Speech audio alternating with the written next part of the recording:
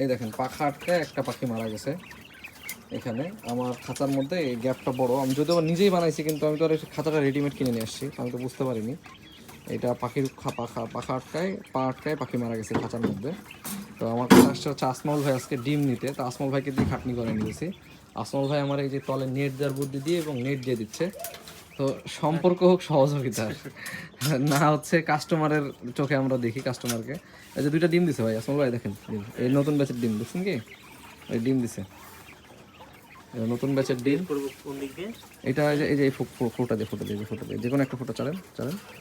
এটা কি বাইচা আছে না মরে গেছে? পাটা আটকে গেছে, পাটা আটকায় মারা গেছে না? পা আটকে মারা গেছে, বেশিক্ষণ হয়নি মারা যায়, খুব বেশিক্ষণ হয়নি, তাকাই ছিল, অন্য কোনো কারণ নাই তো, সিমটম কোনো কিছুই নাই। এটা পা আটকায় রক্তাক্ত হয়ে গেছে পাখাতে। আসলে এইরকম ক্ষতি এড়ানোর জন্য আপনাদের হয় খাঁচার এই পাশগুলো বড় করে নিতে হবে, এরপরে আমি বানাই নিলে বড় করে বানাই নেব, ছোট করে বানাই নেব, ছোট করে বানাইতে হবে।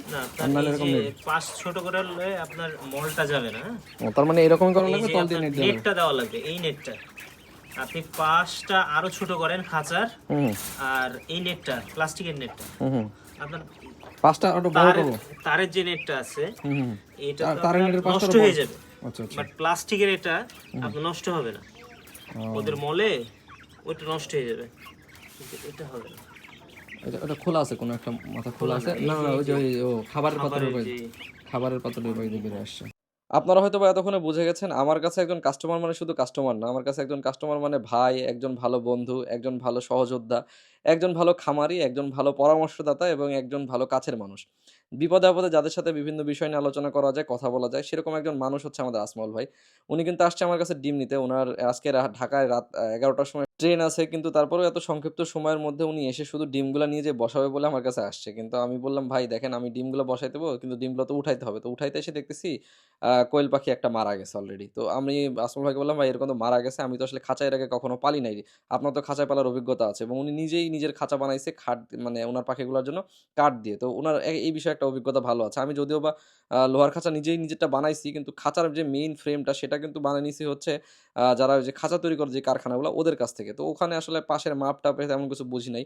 এবং নিচে যে অংশটা থাকে কোয়েল পাখির, আমি সবার কাছে যতজনের কাছে জিজ্ঞেস করছি পরবর্তীতে, সবাই আমাদেরকে বলছে যে এই নিচে নাকি এরকম এই যে লাল ছোট ছোট নেটগুলো থাকে প্লাস্টিকের, ওই ছোট ফাঁকের নেটগুলো দিয়ে দিতে হয় যেন ওরা স্বাচ্ছন্দ্যের সাথে বেড়াইতে পারে, মিটিং করতে পারে এবং ওই জায়গাগুলোতে ওরা ব্যবহার করতে পারে। এবং এই নেটটা কিন্তু কোনো জ্ঞানগুণের জিনিস না, এটা কিন্তু আপনি লোকাল এলাকাতে পেয়ে যাবেন, একদম ছোট পাশের লাল নেট। তো এই নেটটা দিতে হবে। এখন আমি আসলে বুঝতেছিলাম না এই নেটটা কীভাবে, গোটাটাই দিতে হবে না পুরাটাই দিতে হবে না কীভাবে, কারণ যেহেতু আমি কোনোবার দেইনি।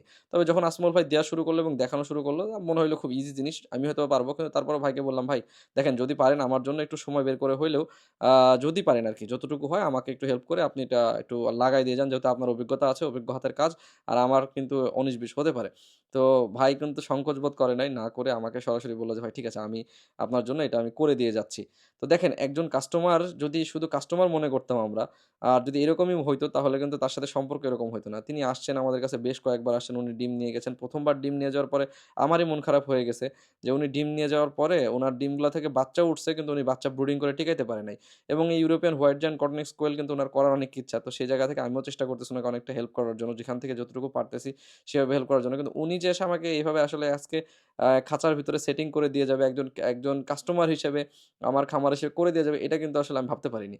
তো আপনাদের এই বিষয়টা কেমন লেগেছে অবশ্যই কমেন্ট করে জানাবেন। এবং যুব এগ্রোর সাথে যারা যোগাযোগ করেছেন এবং আমাদের খামারে যারা এসেছেন, আপনারা সবাই সবার রিভিউ দিয়ে যাবেন যে আসলে আমাদের আচার ব্যবহার বা আমাদের কোনো কিছুতে আপনারা কখনো কষ্ট পেয়েছেন কিনা, বা কোনো কিছু খারাপ লেগেছে কিনা, বা কোনো কিছু ভালো লেগেছে কিনা। কারণ এটা হচ্ছে আমাদের একটা পাওয়া, চাওয়া পাওয়ার জায়গা থেকে একটা পাওয়া যে আপনারা আমাদের সাথে যখন যোগাযোগ করেন আমরা চেষ্টা করি, সবার সাথে হয়তোবা পারি না, কারণ প্রচুর পরিমাণে কলের প্রেশার এবং অন্যান্য সময় বিভিন্ন সময় ব্যস্ত থাকি, বিভিন্ন সময় মানুষজন থাকে খামারে। হয়তোবা সবার সাথে হয়ে ওঠে না। কিন্তু যাদের সাথে আসলে কথাবার্তা বলার চেষ্টা করি, সবসময় চেষ্টা করি আমাদের যে কমিটমেন্ট, আমাদের যে রেগুলার কাজ সেটা কিন্তু রাখার জন্য। এখন দেখেন এই যে খাঁচার ভেতরে যে নেটটা, এটা আপনারা খাঁচার মধ্যে মাপ করে নিয়ে সুন্দরভাবে একেবারে রেডি করে কেটে নিবেন। এবং অনেকেই এই ভিডিওটা দেখার পরে কমেন্ট করতে পারেন, ভাই নেটগুলো কত টাকা করে ফিট নিছে বা কত টাকা করে? এগুলো হচ্ছে রানিং ফিট। আমি সঠিক মনে নাই, কারণ অনেকদিন আগে কিনছি প্লাস্টিকের নেট, তো এই খুব বেশি দাম না, একেবারে অল্প দামের মধ্যে এগুলো আপনার লোকাল এলাকাতে কিনতে পাবেন। ছোট পাশেরটা দিয়ে দিবেন পায়ের তলে, তাহলে এরা খুব স্বাচ্ছন্দ্যের সাথে ঘুরতেও পারবে। এদের মলগুলা যদিও বা প্রথম অবস্থায় একটু উপরে থাকবে, ওরা যখন হাঁটাচলা করবে তখন নিচে পড়ে যাবে, অটোমেটিক পড়ে যাবে। এবং এখানে কিন্তু এরা মিটিং করতে বা ব্রিডিং করতে খুব সুবিধা হয় এই নেটগুলোর উপরে থাকলে। তো এটা আপনারা ঢুকাইতে হবে। যদিও বা আমাদের খাঁচার তলার পাশগুলো যথেষ্ট ছোট, কিন্তু তারপরেও বুঝলাম না আসলে কিভাবে কি হয়ে গেল। মনে হচ্ছে এখন খাঁচার পাশটা বড়ই হয়ে গেছে নিচের তলাটা। যদিও বা উপরের অংশগুলো আমাদের হচ্ছে মানে বড় আছে ফাঁকা, কিন্তু নিচেরটা একেবারে ছোট থাকা সত্ত্বেও আরও ছোট লাগবে। তো এটা তো আসলে ছোট করা পসিবল না। খাঁচা তো অলরেডি লাগাই ফেলছি। আর এই খাঁচাটা পরীক্ষামূলক একেবারে অটোমেটিক, দেখতে পাচ্ছেন পানির লাইন অটোমেটিক, খাবার পাত্র একটা বড় খাবার পাত্র দেওয়া আছে সেটা অটোমেটিক, এবং নিচের ট্রে দেওয়া আছে, মল পরিষ্কার হবে অটোমেটিক, সবকিছু অটোমেটিক। তো এই জায়গায় যেহেতু অটোমেটিক, এটা প্রথম ট্রায়াল বেসে তৈরি করছি। এখানে অনেক ভুলভ্রান্তি থাকতেই পারে। যেমন আমাদের পাইপগুলো লাগানো হয়েছে সামনের দিক দিয়ে, পানির খাবারের পাইপটা এটা সামনের দিক থেকে না হয়ে পিছের দিক দিয়ে হবে। এখন এতগুলো পাখি আসলে রানিং অবস্থায় আছে, এখানে খুলতেও পারতেছি না। এই জিনিসগুলো আমাদের আসলে প্র্যাকটিস করতে করতে আমরা শিখতেছি। তো পাশাপাশি আরো একটা জিনিস জানা হয়ে গেল আমার আসমউল ভাইয়ের কাছ থেকে, যে এই খাঁচাগুলো তৈরি করলে অবশ্যই এর তলে একটা করে নেট দিতে হবে। তো এটার কোনো বিকল্প পদ্ধতি ছিল কিনা আপনাদের জানা, কিংবা এই পদ্ধতিটা ঠিক আছে কিনা অবশ্যই কমেন্ট করে জানাতে কিন্তু ভুলবেন না। এবং যারা খাঁচায় কোয়েল পাখি পালন করেন, এটার থেকেও কি বেটার কোনো ওয়ে আছে কিনা, বা ছোট পাশের যে যদি আমি আরো তলায় নেট দেই, কারণ এই প্লাস্টিকের নেটটা কয়দিন টিকবে না টিকবে তার কোনো ঠিক ঠিকানা নাই। যদি আমি নেটগুলো আরো চিকন করে ছোট করে ফুটা করি, তাহলে এটা টিকবে কিনা এটা অবশ্যই কমেন্ট করে জানাতে কিন্তু ভুলবেন না। আর এই ব্যাচটা হচ্ছে আমার দ্বিতীয় ব্যাচ, যেখানে আমার ইউরোপিয়ান হোয়াইট জায়ান্ট কটনেক্সের প্যারেন্টস স্টক। তো এখানে আসলে যদি একটাও মারা যায় তাহলে কিন্তু হিসাবের গুনতির মধ্যে ভুল হয়ে যাবে। কারণ আমি যতগুলা এখানে মেল ফিমেলের রেশিও সেটা কিন্তু একদম পারফেক্ট করে দিয়েছি। তো সেখানে একটা মারা যাওয়া মানে অনেক টাকা লস। আর আমাদের এই প্যারেন্টস স্টকগুলো কেমন লেগেছে অবশ্যই কমেন্ট করে জানাবেন, এবং আমাদের পাখিগুলোর জন্য অবশ্যই মাশাআল্লাহ বলা যাবেন। কারণ বদনজরের কারণে যেন আমার খামার আবার পরবর্তীতে ধ্বংস না হয়ে যায়, সেই জিনিসটা আপনারা অবশ্যই খেয়াল রাখবেন। আমি চেষ্টা করি নিয়মিত আপডেট দেওয়ার জন্য। আর পাখিটা সুন্দরভাবে আমরা একটু এক্সপেরিমেন্ট করতেছিলাম। আসলেও কোনো সমস্যা আছে কিনা, কোথাও কোনো প্রবলেম আছে কিনা চারদিকে দেখার চেষ্টা করতেছিলাম। কিন্তু আসলে কোথাও কোনো প্রবলেম নাই। ওই খাঁচার মধ্যে সে আটকায় যে ওখানেই বেঁধেছিল, ওখানেই পড়ে থেকে খাইতে বা পানি খাবার কিছুই পাইনি। তো মারা গেছে। তৃতীয়বারের মতো ডিম দিতেছি ভাই, চতুর্থবারের মতো ডিম দিতেছি।